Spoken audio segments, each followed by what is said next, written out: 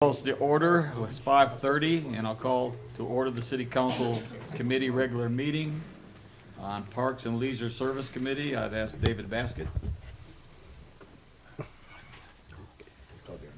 Darren, would you mind going? I'm right here. Oh, there you are. I'm one step ahead of you. Sorry, bud. Well, Mayor, Council, so we're coming to you tonight to ask our committee to take a look at the proposals for the Splashville renovation and the Optimus J.C. Park splash pad. And so everything should be included in your packet. It should give you some looks at the actual design work that's been done for that, and then it should give you a pretty detailed assessment of the cost for that. And so we're just here to go over that and answer any questions.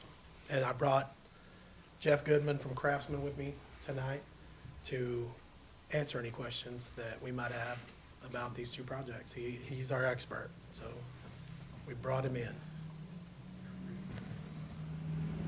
Darren, on this, is there a way we can put up the rendering?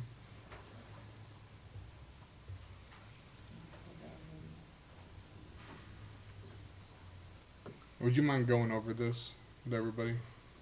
You want to go over what's included in it? Sure. Mayor, Council, Jeff Goodman, I'm with Craftsman Commercial Playgrounds and Water Parks. This rendering that you see here is for J.C. Park.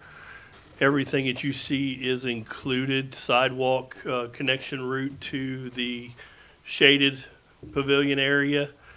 That is one of our quad sails, so it's got 4 different sail shades in it that make up that 20 by 20 square shade structure with picnic tables and trash cans for patrons to sit while they're hanging out at the park with their kiddos. We've included 2 knockout areas around the splash park that have 2 benches added to it. They're not shaded, but another area for parents or others to sit while the kiddos are playing in the water, or once mom and dad decide they're going to get wet too, they got a place to go sit down and dry off. This park is designed at a flow rate of about 80 gallons per minute for 58 users, and has 17 different spray features on it, and is 1,800 square feet. And it's 100% self-sufficient. Is it a button you go up there and press, or? Yes, sir. So this park has an activator button on it. It will connect to our controller that is in an aluminum cabinet similar to a traffic light cabinet. It'll have the manifold in there with the pressure reducing valve that connects to the city water 2-inch water line provided to that area. Once the kiddos touch the button, it comes on, it sequences the water through the spray features for a period of time to be set once the park is finished, and it will shut off at that point once it runs its cycle.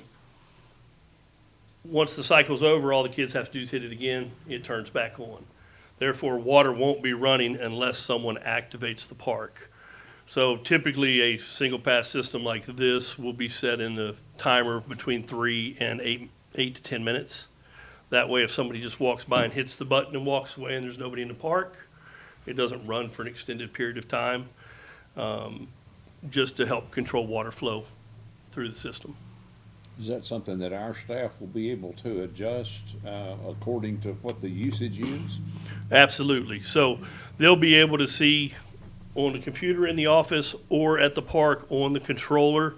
They can see all the use times, how many hours it's run, what days it's run, things of that sort. They control the parameters of on off. They control the parameters of how long that run time is, and then they also can control when the park opens for the season, when the park closes for the season. So there's basically a calendar in there that they adjust. You winterize it during the winter, so it's not coming on and off. Like this time of the year, we're not worried about having to go winterize it. It's already gonna be winterized. During our times of the year when we have that thing on, we can set the parameters from, it doesn't open till 9 a.m. and it closes at 9 p.m. Okay, And you can go push the button at that point and nothing's gonna come on. okay. But does it have with the weather like it is, freeze protection for winter to? Yes. To drain itself, or is that something that is staff initiated to drain the system so it doesn't freeze in the winter? Correct. So the way our system is set up, on our manifold that's in the box, at the bottom of each one of the pipes that goes to a feature on the deck, there's a ball valve on the bottom of it to drain the lines in the wintertime for winterization. So that will stay open all winter for water, any water or condensation that gets in it, to be able to have a place to go outside of the system and not break the pipes. We will have an initial startup at the beginning of the year with the Parks and Recreation staff on how to start things up and get everything going. And then we will come back and have a winterization session with staff again to shut the park down and show them the proper procedures of how to go through that. Okay. So Darren, on 1,500 square foot, where the participants be out there, how many can be out there at one time for safety? It's like 57. 58 users. 58 users That's at what one we time? projected the square footage at. Will there be somebody out there to monitor it at all? No, these are typically just in your parks. They're just like, it's kind of like a playground. First come, first served kind of deal. But it does give our patrons the flexibility to come and go, whereas, with a typical pool or something like that, you're bound to our operational hours. We can still set operational parameters, but you can come and go as you please, which I think will give some of these parents the flexibility to have their kids there earlier in the day or in the evening once the sun goes down in the summer, because it does get extremely hot out there. So it gives them flexibility. Will there be a fence around this at all? No. And then, how long is timeline to get it completed? Our timeline for, our timeline for single pass parks is about 16 weeks. The lead time on the splash features is probably the longest, at about 10 to 12 weeks for them to be manufactured and shipped to us. And then the shade structure and site furnishings are right at 4 to 6 weeks. And I'm looking at this right, it's in front of the basketball pavilion. We're gonna have to go finalize some of the locations, site location, to make sure let's see what works. We're gonna work with Nick's crew. We've gotta find what our best access point is for our water and sewer taps. Yep. To get all that stuff tied into the system, so it may actually, it's gonna probably move from that. I mean, that was our rendering of it, but, there's thoughts about potentially taking it closer to those trees on the north end, just because that provides some extra additional shade, and cleans up and makes use of that area of the park. Darren, you might already answer this question, but will there be hours of operation on this, that we shut it off at a certain time in the evening? Yes, we can choose an hour. We shut it off in the evening and an hour that it is Kids are able not to out come there on. horsing around, deal. So, Okay, all right. typically you're gonna see like 9 to 9 or Okay. something like that, so. Shade under the tree is wonderful, but if you get very close to the trees, you have in this area root problems that don't agree with concrete. I don't know how thick the slab is. I hadn't looked at this closely enough to see that, but I know what tree roots do to plumbing and to concrete slabs as well. Yes, sir. What's the surface on this so it won't be a slip and fall hazard? So the colorization that you see on the deck is our craft coat. It's a cement overlay, knocked down similar to like a textured wall. And then it has an acrylic grip put on top of it that keeps the slip resistance down. Life expectancy? About 5 years before you have to put a top coat on it, just a clear coat back on it, the acrylic. Okay. At that point, we evaluate whether any of the colors need to be upgraded, but on this one, we kept it pretty light, just for hard water and things of that sort, so you don't see any staining as like you do in a lot of the darker colored applications. Okay. I'm concerned, and I expressed this to Darren, about the amount of work that our labor force is gonna do on this. Okay. If I'm looking at your contract right, all of the grading and subsurface work is gonna be on us for providing water and for drainage, and then the dirt work also. Am I reading your contract correctly? At this point, I know the utilities are to within 5 feet of the pad. With sewer, with the bathroom there, with the sewer and the water and electricity, keeping it within those zones of where we would think the utilities would be. Back to Darren's point, of adjusting it to where it's not that big of a run, to where it's not a burden on your staff, or if it flips to us, it's not a burden on us to move that over to the location that's needing to go to get in that cabinet. As far as the deck, the shade structures, there's excavation and base for those built into this contract. So we're excavating to 8 inches. We're bringing in the fill material and compacting it for our foundation for the shade structures. So that way, That's not what the contract says. It says site prep, grading, and fill materials are not included under, under. That's just for under you special to- terms and conditions. under site work. On page 4. Well, I need to remove that. That'll come out before you sign it, because I have excavation, I have base and everything in the line Well, I items for thought you that. did. Yes, but then sir. when I looked at I just that, didn't take I thought, site- well, I must have misread something. No, I did. I just didn't take it out because it's atypical for us to have that note at the beginning. Okay. I'll pull the site work note out and make Okay. that edit before you see it again. So that puts the burden on you That's to on make us. sure that all of that site prep, Yes, sir.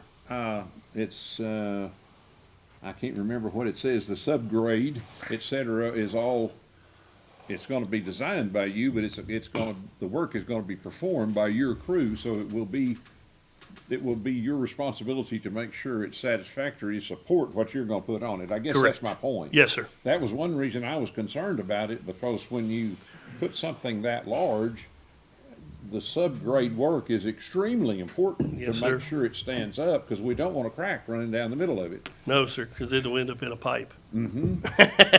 Yes, sir. No, it's the dollars and cents are in the line items, and I need to pull that note out of the quote notes. Okay, I feel better about that. There you go. Okay. And we'll adjust our location for the park.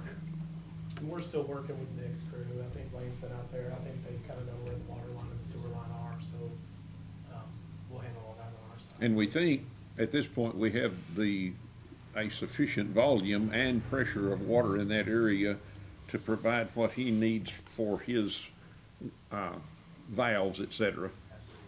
Okay. And we might have already said this, Darren, so what are we looking on timeline for something like this to be ready? Is it gonna be ready for 16 the- weeks. Ready for the summer?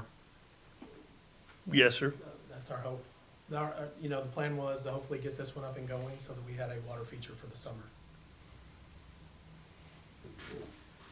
And Darren, this is no cost to the citizens to go to this, correct? I mean, it's just, No, sir. It was, Jason can probably speak specifically to where the funds came from, but no, it is not. I think he's talking about attending. Yeah, or attend, like, using. No, Emissions. it's a free amenity. okay, So it's just gonna be just like a playground that we operate. perfect. Just a water feature instead of a typical swing or a slide or. We typically look at these as just wet playgrounds. I like it. Any other questions for Darren? Aaron, do we have any idea what the normal usage in the summer is of the J.C. Park It's per gonna be high. So person? they did this project already for the city of Louisville, and I spoke to their director. So they pulled out a pool, typical, similar to what we're looking at doing with Splashville. And their usage has like shot through the roof. She said it's one of the best things they've ever done, because the usage of it is all day long, every day. During the summer, they've got people covering it up. And so I think we would expect the same thing. We expect to see both of them, especially putting an amenity in that park where we haven't we haven't done a ton of development over there. And that's gonna be a big deal for people to have something on that side of town, and now we'll also have something adjacent to it on the other side of town that complements it. So I think you're gonna see very high usage. Jeff and I have joked that doing the Splashville project, talking to his people and our people, and when we all get together, that, your biggest concern is, what do you do to add to it in the future? Because we think we're gonna see really high numbers on this. Well, and of course, if and when we have the one in the main park done, that will alleviate some of that, we think. I know the Optimist and the J.C.'s both have contributed to playground equipment and other amenities in that park. Is there any opportunity for them to participate in this? We've got to go back and talk to them. The playgrounds are at the end of their life, so that is something additional we're looking at with this. So, and I think he's actually spoken to the company we're doing the playgrounds with, and they've talked about making sure we're doing colors that we can complement with each other, and they all share color palettes anyway. Our goal is to go back to Optimus and try to get them to go in with us on some playground replacement. That playground is at the end of its useful life. And so we've already picked out new equipment, and I've got pricing for the playground, I'm waiting on pricing for some secondary pieces. And so we have that pricing. Okay, So we'll be looking at hopefully figuring out a way to get to that point too, but Optimus would be a big part of that, okay. trying to figure Okay. that out with them. I felt like you'd explored that avenue, but I wanted to make sure. I guess one more concern, and these both of these projects are big. Yes, You know, sir. when we do this one, and I think your idea of doing it first is probably correct, because it's gonna be much quicker, and it will be on the ground, so to speak, and available much more quickly than the other one because of the site work that has to be done at the city park. Yeah, there's no demo with this one particularly. But can we, and this may be a Jason or a Monica question, can we spread these out over 2 budget years and not have quite as big an impact on a single budget year? And I know that doesn't help. If we put this one in this budget year and delaying the other one, If you delay it, I'm gonna tell you right now, you're gonna see, Let me answer. You're already budgeted for both projects, sir. okay, It was- but there are numerous other projects that are gonna be screaming for money, I know, and I'm trying to figure out a way if we can do more for less. I know that's difficult. Well, you're doing more for less by doing it all in one time. Okay, Because he'll mobilize his crew for both projects, assuming you advance both of them, instead of separating them out. So we're getting the most bang for our buck the percentage with increase. how we're gonna ask you to do it. We haven't talked about the big one yet. right, That kinda is how it was budgeted. Most likely, it's gonna spread into next year anyway, just for the length of time it's gonna take, for the actual Splashville project. But, budget-wise, you guys, you put $3 million into the budget to do this project. As it stands, you're gonna come in under that amount. I suspect that by the time we're all in, all done, it's gonna be closer to that, but I hope not. that's the way things happen usually. Okay, one last question. You mentioned a control cabinet. Yes, sir. I did not see that in your diagram. Is that at a location yet to be determined? or- Yes, sir. We'll work that out with Darren and Public Works to make sure we put that in proximity to the park, as well as to the utilities, and in a discrete location to where you don't have an aluminum cabinet just sitting out in the middle of the park. So we'll figure out a spot for it in relationship to where the park will be built. Will it be secure from, Baseball bats and kicking and rocks and all that good stuff? yes? Yes, sir. Yes, sir. We put them in the parks regularly. Okay, And it's locked. He has the combination and the key to it, so do we. That way, if he calls us, we can get in and not burden his staff. okay, all right. Well, sadly, there are people who don't appreciate other people's property. Is that a nice way to say that? Yes, sir. We do a lot of that. Yes, sir. I am a retired Parks and Recreation Director, so I've been there, done that. Yes, sir. You understand. Yes, sir. Thank you, sir. Absolutely. Any other questions? Yes, sir. Do we need to deal with these separately? It's all one item. Okay, And so we don't want to skip talking about the main Splashville piece. of correct. this. No, that's, I don't have a question, I just have a comment. I just appreciate you doing this, Darren. I've wanted this the whole time I've been on council. I think it's a great addition to that side of town. If you drive by J.C. Park Jeff and his team have all done a day, great every job. day and see So people out there. So I appreciate both of you and the hard work done. Can we show the rendering of the Splashville yeah, as it's well? gonna be on a different slide. That was, Jeff is just gonna be Optimus JC, I believe.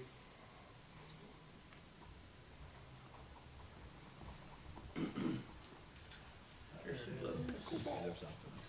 That's Splashville. All right, so. So when you look at this, what you're seeing is tipping, so, where the green tents are right there, the green tent closest, or on the bottom part of the screen, that would have been where your slide towers are right now for your slides. The bigger blue tents are where your pickleball courts are, that would have been the main part of your pool. And on the far top side, that would have also been a splash pad that already pre-existed. So we've kind of shuffled some things around to make this all make sense and kind of get it all in the footprint it needs to be in. Where you see the different color green shading, that lighter green shading is turf that goes around the perimeter of this, with some additional shade structures on it, but there's gonna be play features in those structures. I think there's pictures of it. It's outlined in the handout. So what you end up with is 4 fully covered shaded pickleball courts, which, and I think people have been screaming for that for a while now. Pickleball's hot and people have wanted it. We have put pickleball lines on some of our tennis courts. But we still have tennis people that are out there and we have pickleball people, and so we get a mix of both, and they're looking for additional space. So this gives them, we thought this gave them that additional space and made good use of the space that already existed, because we have nice amenities there. We do have bathrooms and an office and some potential for doing some other stuff in the future in that building. So, and then if you look, you've got not only the splash pad, you've got two different play features that Jeff can speak to underneath the green tents. And then you'll have on the turf 2 additional play features. What we looked at is we told Jeff we didn't want anything that was a standard playground feature. So we don't want slides and swings and all monkey bars, exactly. We want more interactive stuff than that. Things that are different, that kids can already go to 4 playgrounds in town and play anytime they want to. I want something different in this park. So that's what we tried to accomplish with this. Let's give the adults something that they can do and they're asking for, and give them a piece of play equipment that their kids can do while they're doing that thing. And it's something we maybe don't have in this town a lot of, is this mix of like families being able to go to one place and do these things. And so that's why we think this one could be popular. It also gives you the water feature. So those months where it is hot, that'll be a really cool feature to have at that park as well. So when the kids get hot, they can go back to the water feature and cool down, and then go back to, what do we have? I'm losing the names of the pieces of equipment. The vectory pieces that are interactive, that's when your splash park. So you have one that has like a start and finish line to it, and they can race each Yep. other on that piece. You have one that's more of a climbing piece. It's a rope-based piece of equipment. So we have, if you go near the end of this presentation, you'll see there's So a, there's these are 2 interactive pieces. I'll let Jeff speak to exactly what they are. so the multicolored square up in the upper left-hand corner is called the Toro. And basically, I compare this to Gaga Ball on steroids. It's electronic. It has 4 goals on each side, and it is an electronic interactive piece that the kids interact with.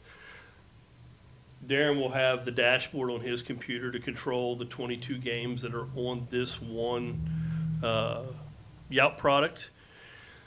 The kids will have a soccer ball or a ball of some sort, and they will basically be in competition. Multiple children at one time will be in competition with each other to score goals on the different goals. As you can tell, it's a different color, so they'll be on teams, that sort of thing. There's a speed game to it. There's a lot of different games that these guys will get to play on this interactive piece with. It's also on their phone to where they can see it if they end up hitting the QR code that's on it, and that will teach them how to play and what games are on there. The red in the middle on the right is the soccer wall. There's 16 panels on here. There's 18 games on this playground area. One of them has a radar gun, so they can compete with each other to see who can kick the ball the hardest, play tennis ball against it. They can practice pickleball against this, because all of the windows light up. So they change from game to game. So they got to play knockout on one game. They're knocking out red lights until they fill the board up with green lights. If they hit one of the red that they turned red, it'll turn back to green. If it's green and they hit it, it'll turn back to red until they finish it and put it all into one color. So it's completely interactive. The premise behind this product line is kids are attached to their phones. They're attached to their gaming device at home. This puts them outside doing the same thing, getting exercise and playing. So this is good for multi-generations, kiddos, adults, grandparents, everybody can play on these. Multiple different activities can be played on them. We put the upper right-hand corner shows the shade structure that will be over both of them. So they are shaded at all times. The example of a pickleball court we would lay out, there's 4 of those. And then the shade structure that is going over the pickleball courts is located in the bottom left-hand corner. Jeff, if you'll scroll down one more, no, maybe a couple more. There's the rendering of pickleball. I have a question about that before we go any further. Shoot. Will there be any lighting under that canopy? We're still working to find a solid lighting solution. We've been turned down by a couple of people. We think we've got a solution for it. We also, we have lights out there currently, but because of the shade structures, we're gonna cut some of that. That lighting's going to be, it's not gonna be as effective. So we've got one trying to get in there right now, but everything we've gone to, they don't have a good way to hang it off these. And so we think we found a surface mount solution that'll work for these courts that's pretty economical. So everybody, I've even been to like the people we talked to about lighting for some different projects that we had going on. And they didn't have any kind of solution for it that wouldn't cause a problem for the tent itself, but it will be lit. Okay. And those posts are big enough to where we can, once we get it lined out, we can do our cutouts and run the conduit through the post to where and during construction, we're doing all of that at the same time rather than having to come out and add conduit to the structure. Perfect. Sorry, go ahead. That's fine. You'll scroll down to the first playground feature that comes up. It should be a little, it's like a, Sutu, there's the Toro. That orange and white piece, that's one of the goals. That's on that splash park. farther down than I thought. Yeah, it's through the, So there's your splash pad here, a little more colorful. That's our existing pad? no. No, we Oh, moved okay. it in this rendering. These are just spray features that These- are gonna be on the deck. We're gonna bring the plumbing from these out of the main mechanical room that's there right now. And these are misters, just cooling zones for parents or pickleballers to go over and just get misted with water, so they're called glow mists. If there's night events out there, those light up. So they're pretty colorful and pretty cool, but they're purely misters there's no drains required for them or anything. What's the square footage of that one compared to the one at the J.C. Park? That splash park, That pad? that pad, I'll tell you here in a second. So the rendering he's got up right now shows you Same, yeah, I thought they were the same. yeah, they're the same size. So this shows you where the play feature would go on the turf. This is a kind of a net and climbing system, so once again, just another interactive piece for kids.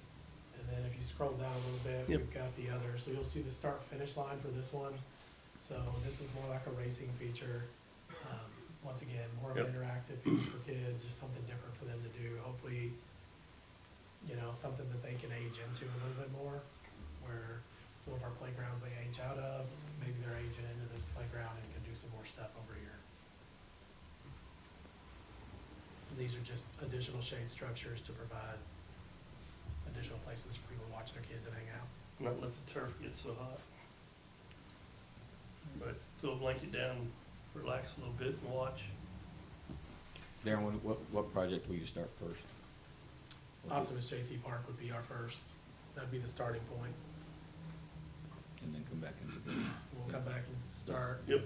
We'll phase in demolition on this project. This one's really Yeah. heavy on demolition. We've gotta take the entire pool out, and remove all that. and then we've gotta come back Timeline in for and this to fill be it. finished? I would say right now we're fall, October-ish. Okay, just asking, okay. I think that would be reasonable, depending on how weather treats us during demolition and while we still got a hole in the ground. The pool's a just so y'all are comfortable, the way we take the pool out is we'll cut the coping off of it on the vertical side of the interior walls, and we'll cut the top of it, and then we'll break the bottom of the pool up and put it, and basically cave in what needs to cave in. And we'll come back and do select fill lifts.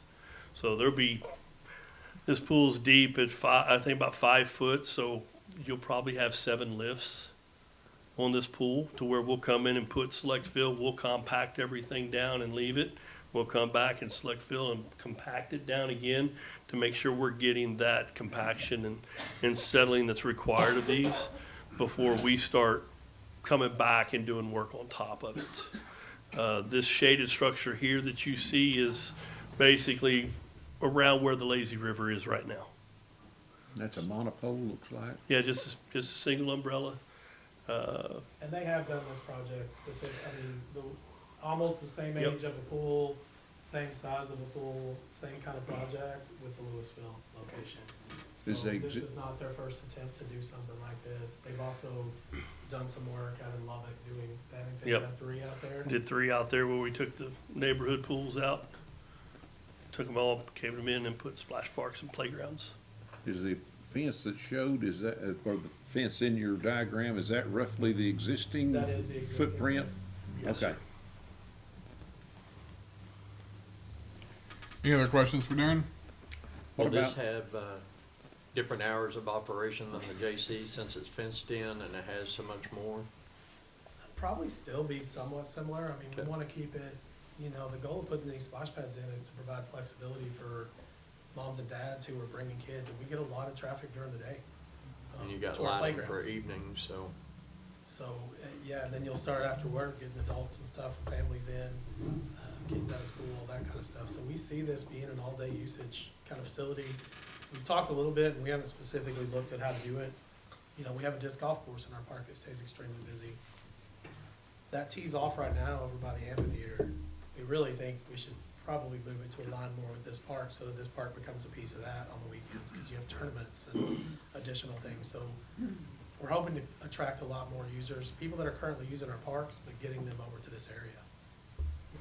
will we have staffing there to offer any kind of refreshments or anything like that? We outsource that stuff right now, and I would assume that we'll continue to look at a vendor and outsource that. But yeah, we think that that's probably a necessary thing, or we'll bring in some food trucks for weekend events and stuff like that. So we have a nice concession stand facility in this building. I think that's the benefit to doing something there. You already have existing facilities. So I think we'll probably go back out and look for another concessionaire. And those structures will remain, correct? Yes. The existing everything- structures? Yes, the existing Above building ground. remains, yes. Okay. I mean, that provides us with everything we need for that park. It's got all your bathrooms, it's already got your, all your sewer, all the water lines and everything already ran to that building. So you're running out of that building out of existing rooms. Okay. Any other questions? It's a pleasure of the committee. Mayor, if I may. Yes. I'd like to compliment everybody that's been involved in helping give a vision to me to help put this together for y'all to see. I've told Darren this and to y'all, this is very cool. I mean, just the amount of items here for public to use, from smaller age children all the way to the senior citizens and active adults in the community of Stephenville. Being able to implode a pool and put a splash pad on it is kind of what we've seen on our side of the table. But as a Parks and Rec professional, what this is bringing to the table to complement this facility for the community, I think is awesome. And I think it gives everybody a great opportunity to use it. Thank you. All right, do I have a motion? I make the motion that we move forward positive recommendation to council the approval of the contract with Craftsman Commercial Playgrounds and Water Parks. Second. You had a second?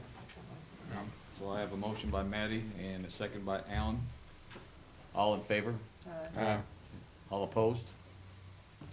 Motion passed. All right, thank y'all. Thank you. Thank you for coming, sir. We appreciate it. Yes. My pleasure, thank you. Look forward to working with you, Mr. Goodman. Absolutely. Next on the agenda, we have a Public Health and Safety Committee, and Dean. Yes, sir, Mr. Mayor, we have one item on the agenda, and that is to consider the approval of annual firefighter and public works medical physical evaluations, and Chief Isbell will tell us about that. Thank you, sir. Good evening, Mayor and Council. Tonight, we're seeking approval for our annual medical physicals with Frontline Mobile Health. This will be our fourth year engaging Frontline with their services. We're very pleased with what they provide us.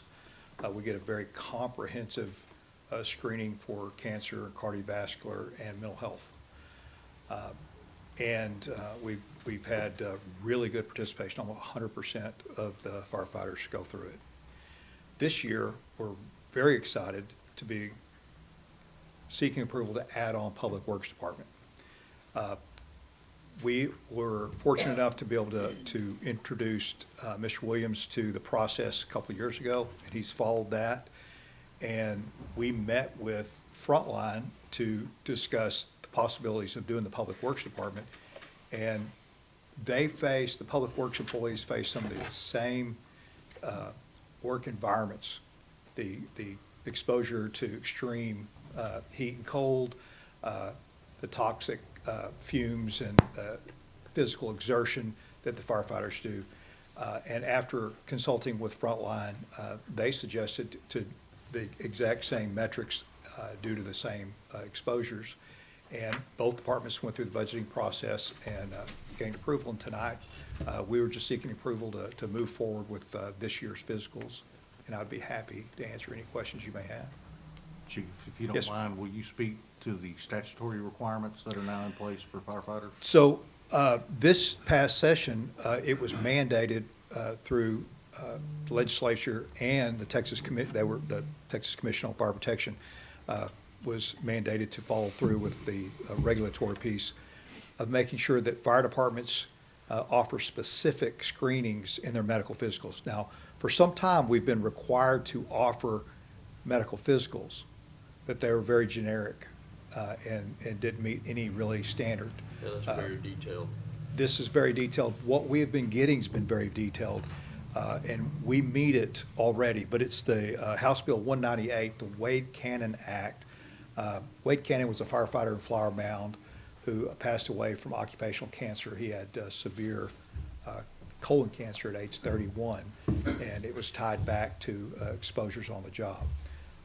And so now they're wanting fire departments, or they're mandating that fire departments screen for specific cancers, and we are already doing that, and thus this meets that. Any questions from the committee? Any questions from council? What's the pleasure of the committee?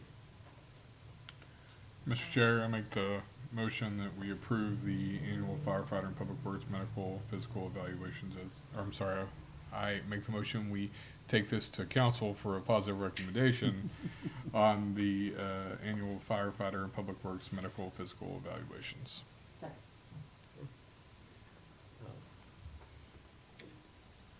All in favor? All in favor, sorry. Aye. All opposed?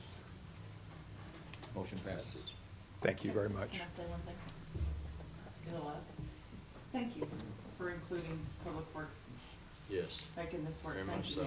This is awesome. we want all of you healthy and all of you Yes. taken care of. Okay, thank you.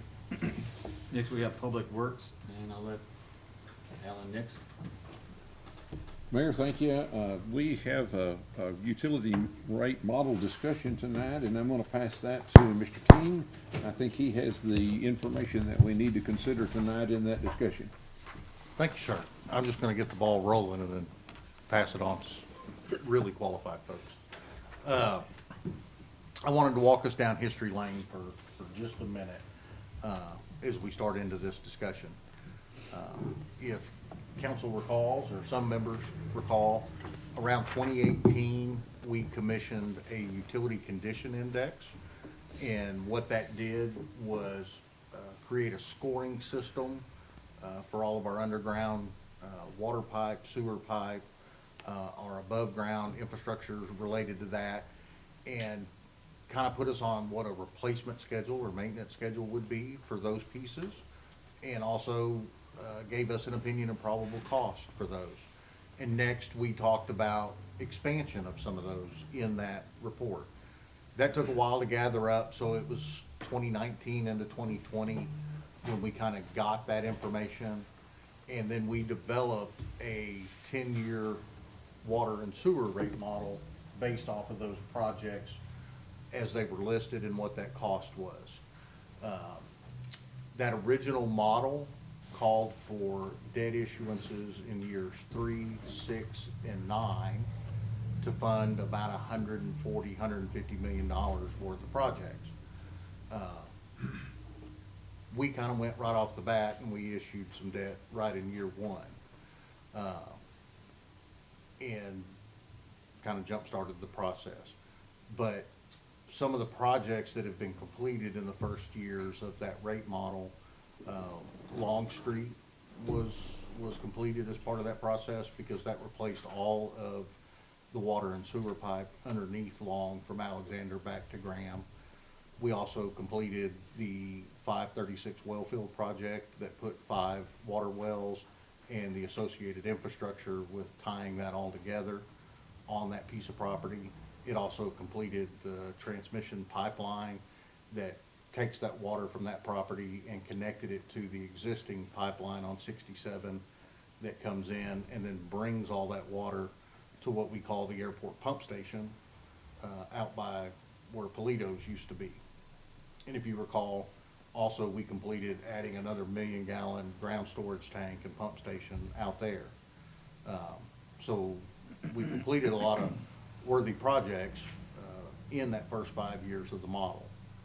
And so we reached out to Mr. Campbell, who was instrumental in putting together that first model, and said, okay, we need to kind of go from here and start looking at other projects that are on the books that need to get completed sooner rather than later. And part of the information that you have hard copy in front of you, council, and then you've also been emailed the entire workbook. The bigger sheet of paper kind of has that capital projects list, and they're broken out by year. And Nick and Monica and Mr. Campbell and his team can speak to those. They've kind of been laid out by year. You would see in that like next year, we would want to start construction on phase 3 of the East Side Sewer Project, which would be that northeast kind of section of town along 281, and redoing and adding the necessary sewer infrastructure. When East Side was talked about years and years ago, and even when that debt was issued, there was a lot of debate in 2017, 2018 about phases 2 and 3, and specifically 3, and it was kind of thought as, you know, this is purely an expansion phase, and who knows whether anything will come. Well, in the years since then that we issued the debt and doing phase 1, well, it's come. It's being built out there, it has been built, and more's coming. So it's not really an expansion phase anymore as much as a necessity. So this model speaks to completing that. Another water tower on the east side of town that is now more of a necessity than at any time before. And when you look at models of the water plane that would open up, well, that would handle development around here for, I don't know, next 100 years or so. And then towards the back end of the model that's kind of being shown to you tonight is an expansion of the wastewater treatment plant that we see coming, you know, by 2030, 2031 timeframe. And so, and then there's lots of smaller projects laid out in between there that also need to be funded, whether that's replacement of existing underground lines or other parts of the system that need to be fixed. The thing with water and sewer is you should be tying your rates to the projects that need to be done, and your rates should directly reflect the cost of doing those projects. And so that's the model that's in front of you.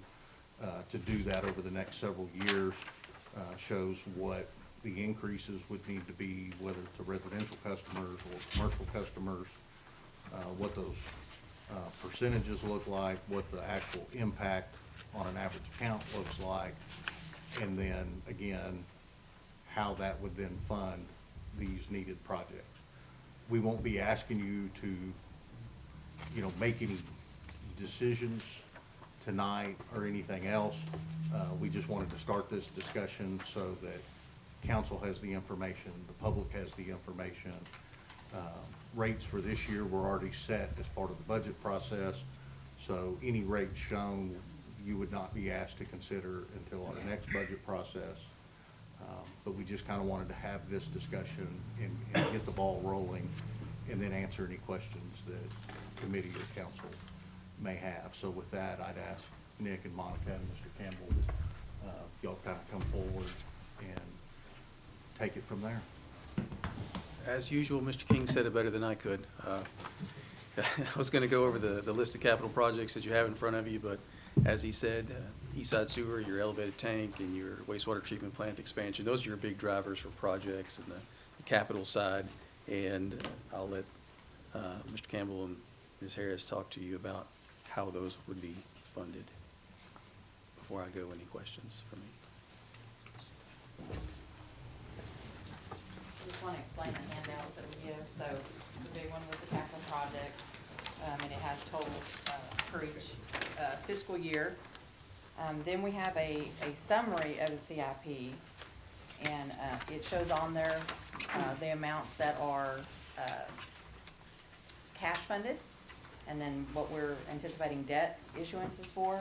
If you'll notice, the totals are, for each year, are a little bit higher than this capital improvement plan. And that's because we do have escalators built in, because as we all know, as we go on, it gets more expensive. So we've got that built into the model as well, as an anticipation. And then, spoil alert, I don't wanna kill your thunder here, but this last page here is our dashboard, which shows the anticipated percentage increases that we would need to meet the funding, have the reserves that we wanna have, and then on the backside is a table that shows the current water sewer bills and what they would go up based on these percentages. And I'm going to turn it over to Mr. Campbell so he can explain to you all of his method on helping us get to this point. Right, thank you. Mr. Campbell, if you'll just remind the council and the public who you are and your company, and that we contracted with you, I guess about a year ago. Yes, sir. Yes, sir. To do this project. Absolutely. Richard Campbell with NewGen Strategies. Andrea is with me here, the genius behind all the modeling we kept talking about. So we did start this about a year ago. It was a process of pulling, as was mentioned, pulling a lot of data together by your staff, and we really did build a model. It was a financial model of what your system actually does on a physical basis.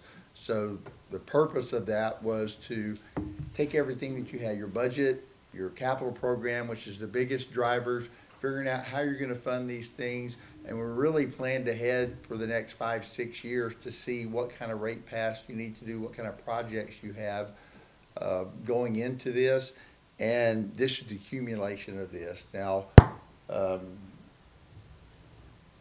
don't know, we had a presentation to kind of get you started, to get everybody on the same page, but I don't know that we need it. We kind of talked through everything. This that Monica talked about is literally the dashboard of the model. There are spots in here that we played with, we did scenarios, we did what ifs, what if we moved projects around, what if we changed the funding on these things. We had some targets that we were looking at. So when you look at this here, we have the top part that shows the rate increases that we actually implemented by water and by sewer. Then the second portion below that really told us we have water, wastewater combined. So if it was in red, meant we were under recovering. So for example, you have water over under recovery and then ending fund balance. So the over under recovery, if it's in red, meant the system, the water system itself was under recovering for that year, not quite making the revenues to cover expenses. Same thing on the wastewater side, and then the combined. We looked at this more so on a combined basis, because you operate on a combined basis. You issue debt on a combined basis. You don't really do things individually, and it's okay. We want you to know where you stand. You always want to know where you're at, but you operate your system on a combined basis, and so that's how we ran the model as well. So we looked at that, and you can see just under 2026, there's that 2.496 million in the red, just saying you're under recovering revenues versus expenses for 2026. But then you look at the fund balance, the ending fund balance of roughly $6.2 million. These we did intentionally, because you have a fund balance built up. You have a target. For this, we chose a 90-day operating fund balance target. And so what we did, instead of raising rates, we let you kind of use that cash and start to move down your cash a little bit. And we had a target in mind. One thing I would say also on that, if you go all the way to the bottom, you see that O&M target, 90 days cash on hand. So that was our target. But another thing we also did in working with Monica, working with staff, is we wanted to also include next year's debt service payment.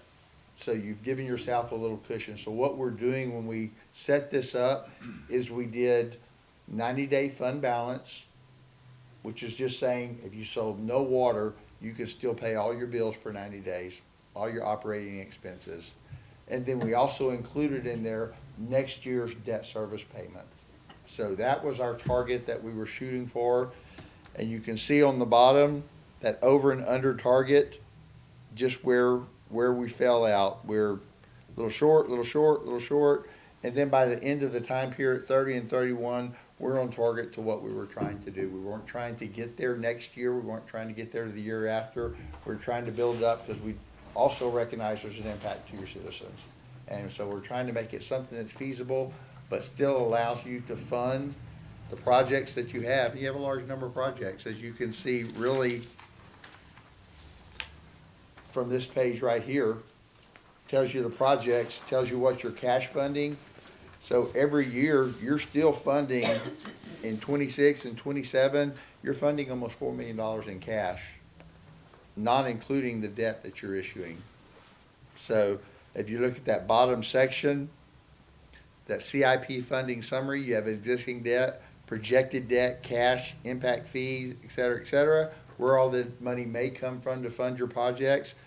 That cash line, that's how much you're funding in cash for your projects every year, along with issuing debt. So that's what we did in the process, is working with staff, working through the model, working with your capital plan, tweaking your capital plan so it will make sense financially for you, and then what would it take to get there. So there was a lot behind this, and happy to start off. The presentation we had set up there was really kind of to show you where you're at right now and what happens under your current rates, but we kind of skipped that and brought you to where you're at, where you need to go and where you're headed right now. So happy to answer any questions, talk through the process, or whatever y'all need. I just want to make sure that you're comfortable with what we're talking about. Mr. Campbell, thank you for coming and making this presentation. We've got as we discussed, a significant number of capital projects that we're embarking on for the next several years. Do your rate models take into consideration the maintenance and upkeep and the normal things in our system that we need to do in addition to these capital projects? They sure do, yes, sir. You've got your capital projects, and then it also takes account all your operation and maintenance, and it's even escalated. The same as we escalated the capital projects, we escalated costs in your budget for just your regular operation and maintenance, and salaries, everything like that. Yes, sir, it all goes in there. Okay. Well, the projects are significant, but we must maintain and continue to operate what we have. Yes, sir. So that's why I asked that question. Thank you. No, it's a good question. It kind of goes hand in hand. You tend to, these tend to overpower everything else because they are big numbers on some of these projects. So you tend to overlook the rest of it, but you're absolutely right. Yes, sir. Okay. Questions for Mr. Campbell? Are we being conservative with the debt service payments, or what are you basing the debt service on? As far as the numbers that we. Yeah, rates, terms, all that stuff. Do you remember what we put in? So the stuff in, so obviously we have the rates that we have currently, and so Right. those are included in there, and then when we issued the rate, When we issued debt, we were about 5% when we issued debt, On- so. On how long of terms? I think we did 20 years we on did- everything. We did, Okay. we did. And that's standard, we're gonna look 20-year terms on, no 15? Typically on your water and sewer, you'll do a 20-year term on those, because they are bigger projects and the assets last longer That's- than you'll see with other streets or. That's the driver behind that too. You see 20 or you see 30, but it is matching the asset. So you wouldn't see vehicles in here Right. because you don't want to escalate those out for 20 years, same as you would finance your own vehicle for 20 years. You try to match the asset and the length of the loan. And 5%, you know, we've seen Makes that issue. sense. We've had it really low when we go through the Texas Water Development Board, is, Mhm. you know, just under 2%. But, I can't remember what our last debt issuance averaged out. It was close to 5 at 20. Well, I think 5's conservative, you know, for 2 years down the road, so I think it's a good number to work on. I was just wondering what we were actually working on for that, so. We actually escalated. We went from, I believe, from 5 to 5.5 as we, on some of the out issues, just not a crystal ball type of thing. So we'd rather be err on that side than the other side, honestly. Okay. Perfect, thank you. Yes, sir. Other commission, other questions from the committee or other council members? We're not gonna take any action on this tonight. This is just a FYI. But we wanted to give you a heads up about what we have been talking about for some time, all these projects specifically, and also what to anticipate with the rates as we look forward the next few years also. And that's what Mr. Campbell has done. He's put all these things together for us and provided a path for us to be able to do the projects that we know we need to do now, maintain the system and continue to operate the systems, and then the rate structure that will support all of that. And so that was what we were trying to do, just to give everybody the information that we've talked about in bits and pieces here and there, but put it in a more concise package, I'm gonna call it. That's it. Yes, sir. Thank you, Mayor. You're welcome. That's the end of my meeting unless someone else has other questions or comments. I want to thank Mr. Campbell. This is very complex stuff. When you're taking these huge numbers and then tying that down to our individual rate structures. And he did a fantastic job the first time around, 5-6 years ago when we did it.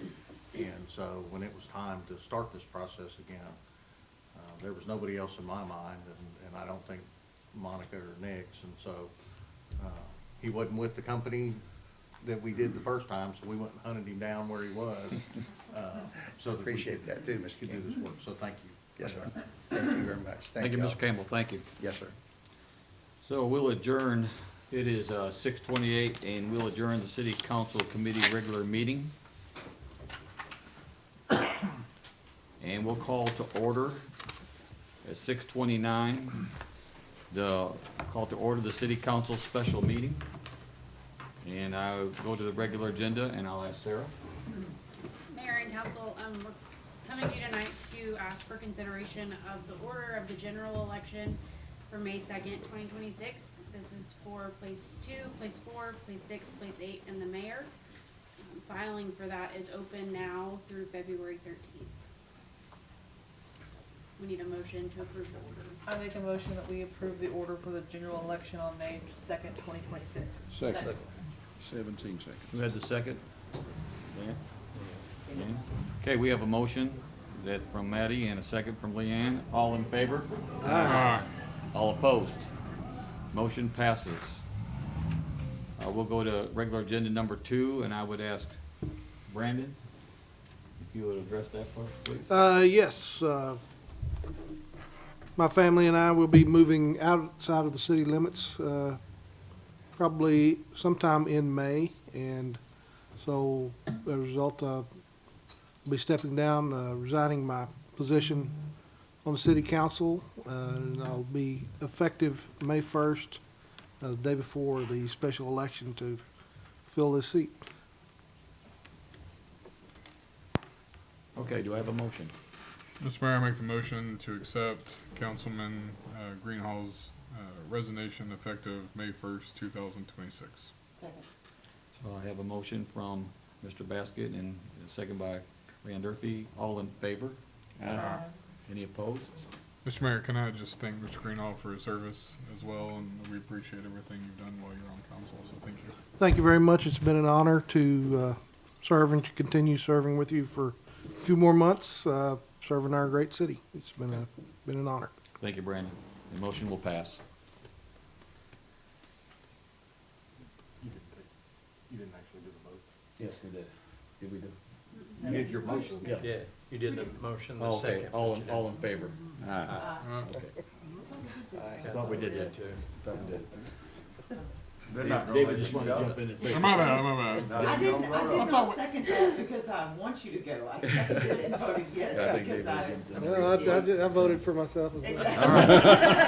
Exactly. You voted to fire yourself? Motion passes. Come on through. Motion passes.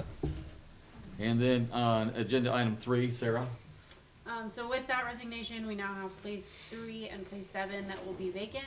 So we're asking you to order a special election for May 2nd for place 3 and place 7, both unexpired terms. The filing for that will be starting tomorrow, January 21st, and go through March 3rd, 2026. And we Right. do, that's a resolution, so it'll be a little different.